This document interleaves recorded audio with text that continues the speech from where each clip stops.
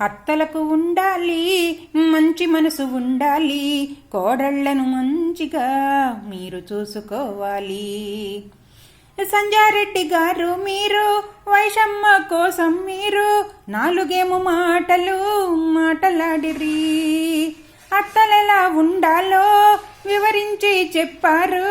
సంజారెడ్డి గారు మీరు మంచివారు. అందరూ అత్తలు మీలా ఉంటే బాగుంటుందమ్మా, అందరూ అత్తలు మంచిగా ఉంటే బాగుంటుందమ్మా.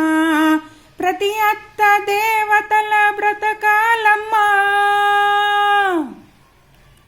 మాటలతో ఏ అత్త హింసించరాదమ్మా, కోడల్ని చక్కగా చూడాలి. సూటిపోటి మాటలతో బాధ పెట్టవద్దమ్మా, కోడల్ని అందంగా చూడాలి. కట్నం కోసం వేధించొద్దు ఏ అత్తైనాను, ఆస్తుల కోసం పీడించొద్దు ఏ మామైనాను.